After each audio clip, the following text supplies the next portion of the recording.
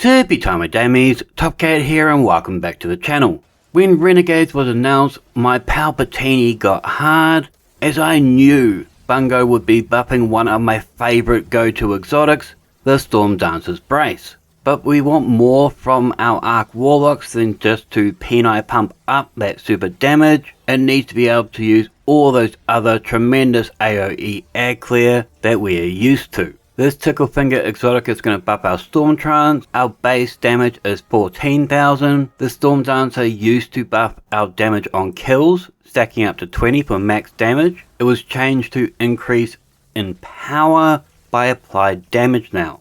The strength of it will remain the same though.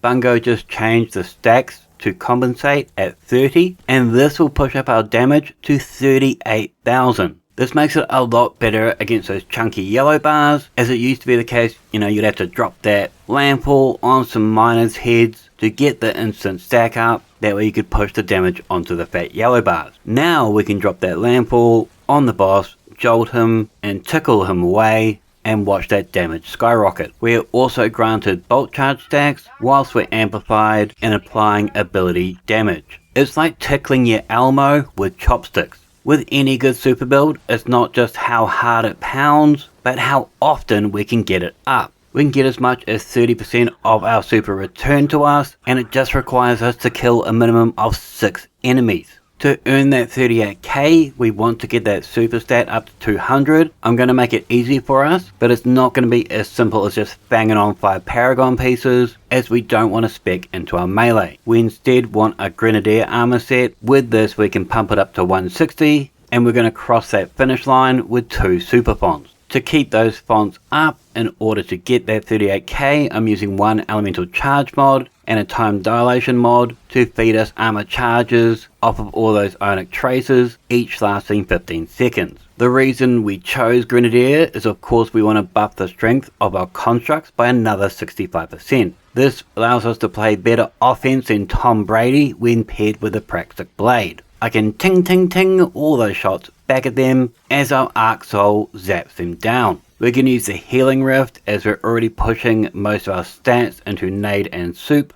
and we need some spare stats for our Rift Energy. 85 odds should cut it, so our Arc Soul can send souls into Oblivion. Bungo has changed our Rift animation.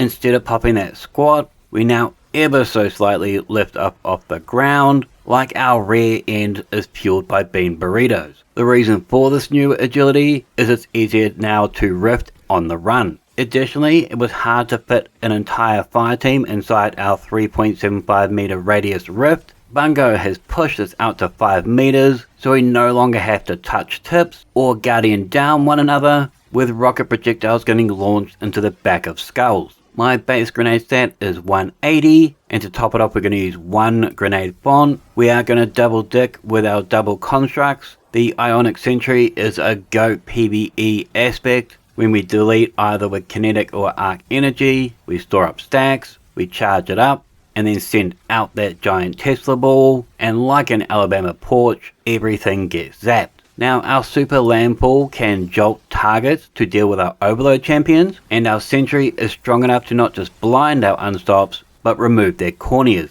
We can even use this mid-super if one of those unstops try to assault you mid-super. Even better, Bungie fixed this. It used to self-blind us if we just dropped it at our feet, so you'd have to yeet it downfield, then scamper over to it. Now though, it can be deployed like a drop deuce. It is also the best of all of our Arc subclasses at building up those bolt charge stacks. But perhaps even greater than all its blind is the amount of pure damage this puts out.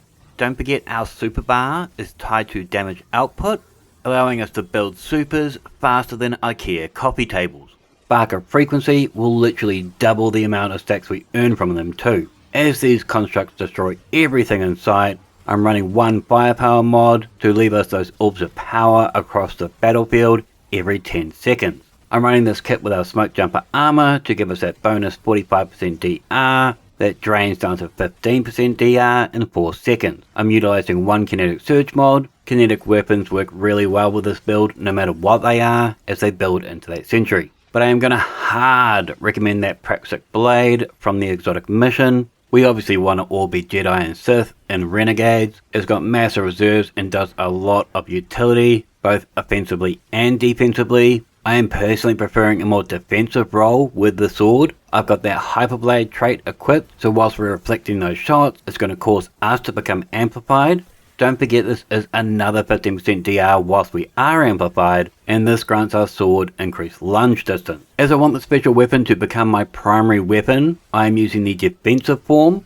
When we block attacks with our guard, it's going to grant us back ammo to this weapon. This is 1 point of ammo every second we block damage. And when we block damage after immediately guarding, it's going to increase our damage for our next attack. I'm utilizing the grip acquired from the Piker faction to boost both our guard resistance and guard endurance. For the refraction core, I'm using the one to boost our refraction damage, so when we block, we are granted even more bolt charge stacks. I'm going to be running bolstering detonation, so when we do grenade damage, arc soul damage, or sentry damage, it is going to boost our rift energy. Realistically, you can use whatever grenade you want, but as I'm not making this a jolting grenade, I've chosen to use the pulse grenade, as it has the best damage to cooldown ratio. As we can only stat with like 20 odd health, we're going to want to run 2 recuperation mods to give us that 75 HP whenever we pick up an orb of power. This is more than fine, as you know we can block everything with that practical blade. The other half of the enemies are really dealing with severe cornea pain thanks to our sentry, and whilst we're in our super, we're amplified for that bonus DR.